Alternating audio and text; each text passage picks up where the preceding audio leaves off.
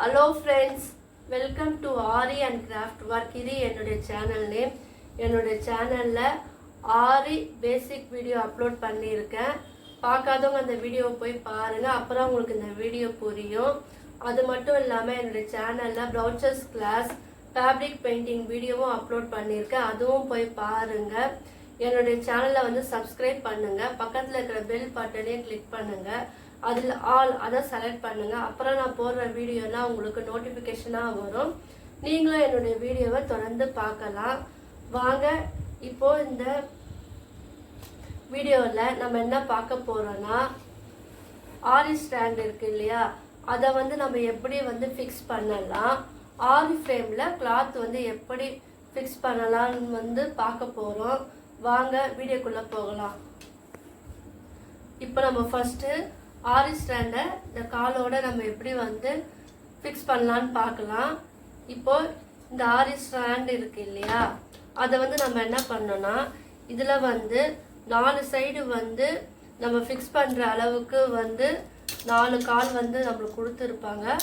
அந்த ஒவ்வொரு கால்லேயும் வந்து நம்மளுக்கு வந்து ஸ்க்ரூ வந்து கொடுத்துருப்பாங்க. இந்த ஸ்க்ரூவை வந்து நம்ம தனியாக வந்து கழட்டிக்கிட்டு நம்ம ஒவ்வொரு அந்த ஹோல்ஸ்லேயே வந்து இதை வந்து நம்ம செட் பண்ணோம். அது மட்டும் இல்லாமல் இங்கே வந்து ஒரு ஸ்க்ரூவும் வந்து இதில் கொடுத்துருக்காங்க பாருங்கள்.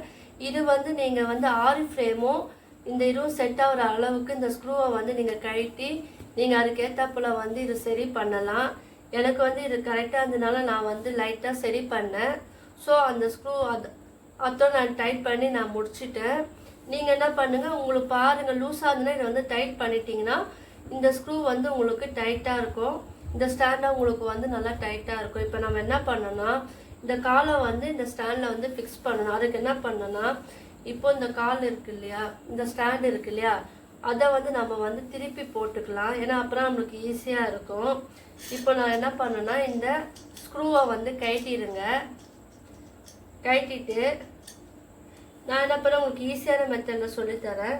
இப்போ இந்த ஸ்க்ரூவை வந்து இங்கே அடியில் விட்டுட்டு மேலே இருக்கு இல்லையா, அந்த காலை மட்டும் நம்ம வந்து சுற்றி விடுங்க. அது வந்து டைட்டாக வந்து நம்மளுக்கு வந்து ஃபிக்ஸ் ஆயிரும்.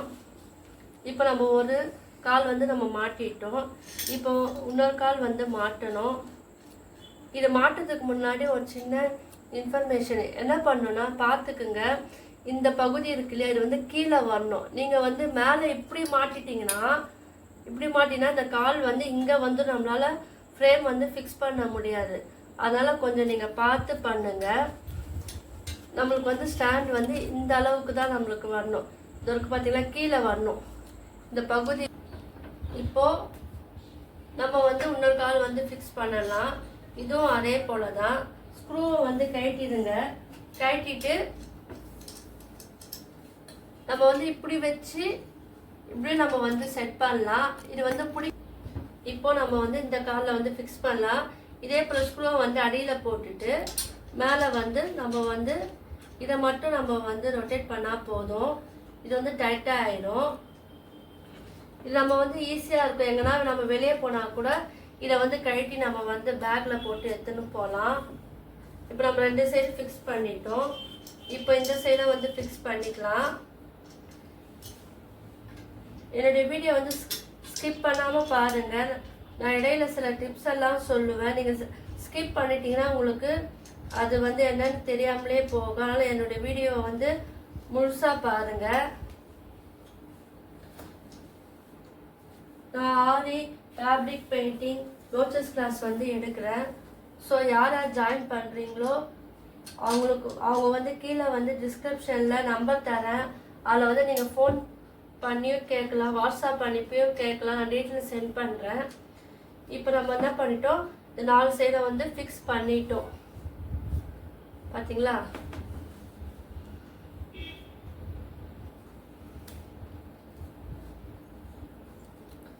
ஃபிக்ஸ் பண்ணிட்டோம். இப்போ லாஸ்ட்டில் நீங்கள் என்ன பண்ணுங்கள், நம்மக்கிட்ட வந்து கட்டிங் பேர் இருக்கும் இல்லையா, அதை வச்சு இந்த ஸ்க்ரூவை வந்து நல்லா டைட் பண்ணி விட்டிங்கன்னா இது வந்து நம்மளுக்கு வந்து கயலாது அப்படியே ஸ்ட்ராங்காக இருக்கும். இதுவே வந்து நிறைய மாடலில் இப்போ வந்து இருக்குது, பாக்ஸ் டைப்பில் வந்து இருக்குது. நம்ம வந்து அதை வந்து நம்ம சேரில் உட்காந்து பண்ணுற அளவுக்கு அதை வந்து நம்ம எப்படி வேணால் நம்ம பண்ணலாம். அந்த அளவுக்கும் இதை போல் ஸ்டாண்ட் வந்து வந்திருக்கு.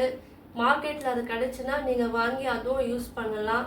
நான் கற்றுக்கும் போது இந்த ரிங்கு மட்டுமே இருந்தது. ஸோ எனக்கு வந்து இது மட்டுமே நான் வந்து இல்லை ஆரி ஒர்க் வந்து நான் பண்ணுறேன். நீங்கள் புதுசாக வாங்குறவங்க அதை போலே வாங்கிக்கலாம், அதுவும் ஈஸியாக தான் இருக்கும். இப்போ வாங்க அடுத்தது வந்து ஃப்ரேமில் எப்படி கிளாத் வந்து ஃபிக்ஸ் பண்ணலான்னு பார்க்கலாம். இப்போ நம்ம என்ன பண்ணோம், இந்த கிளாத்தை வந்து இந்த ஆரி ஃப்ரேமில் வந்து ஃபிக்ஸ் பண்ணலாம். நான் ஒரு வீடியோவில் இந்த ஆரி ஃப்ரேமில் வந்து நாடா இல்லைன்னா பைண்டிங் டேப் வந்து எப்படி சுற்றணும்னு சொல்லிட்டு ஒரு வீடியோ அப்லோட் பண்ணியிருக்கேன். அந்த வீடியோ லிங்க்கை வந்து டிஸ்கிரிப்ஷனில் தரேன். பார்க்காதவங்க அந்த வீடியோவை போய் பாருங்கள், அப்போ உங்களுக்கு இது வந்து நல்லா புரியும். இப்போ நம்ம நாடா சுற்றிட்டோம் இல்லையா, இல்லை பைண்டிங் டேப் சுற்றி இருந்தாலும் பரவாயில்ல, நீங்கள் அதை எடுத்துக்குங்க.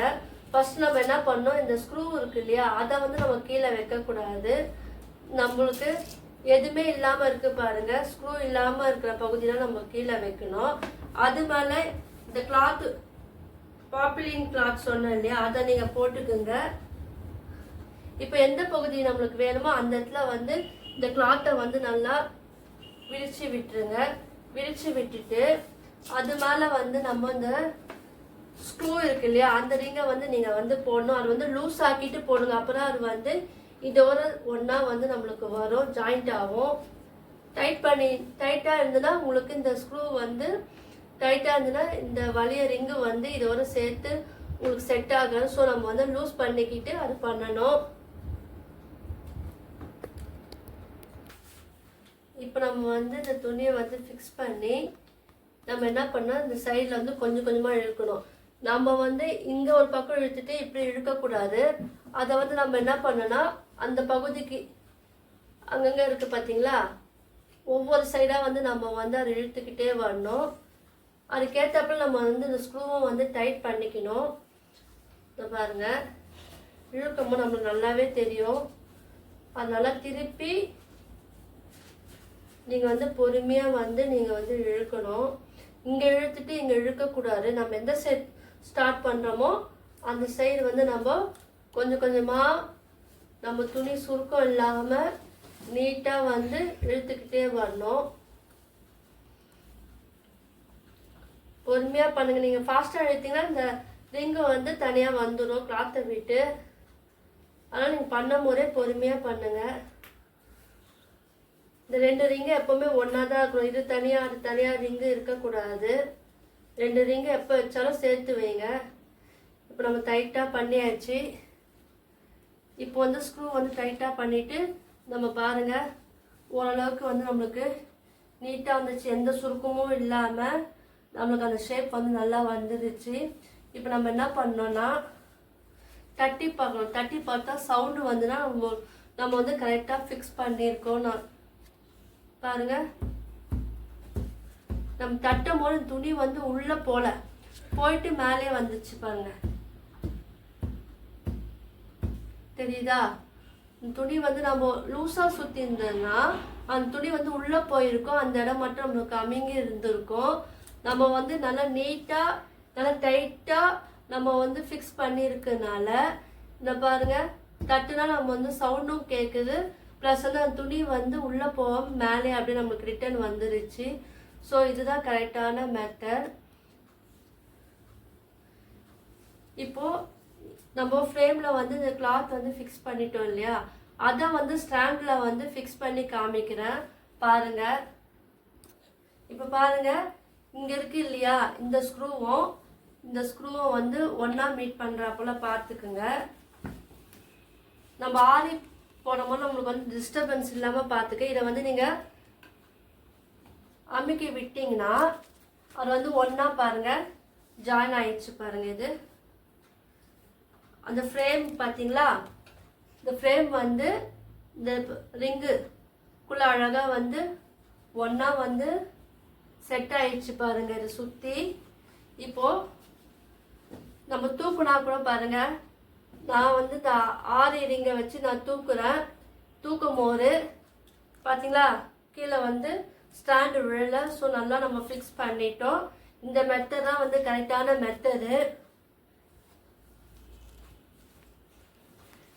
வந்து இது கரெக்டாக ஃபிக்ஸ் பண்ணிட்டீங்கன்னா பார்க்கறதுக்கு இந்த 6 ரிங்கோடு சேர்த்து பாருங்க. இந்த 6 ரிங்கை மட்டும் தான் தூக்குற, ஸ்டாண்டை தூக்கி பாருங்க. இது வந்து அப்படியே ஃபிக்ஸ் ஆயிடுச்சுன்னா நீங்கள் வந்து கரெக்டாக அது வந்து மாட்டிருக்கீங்கன்னு அர்த்தம்.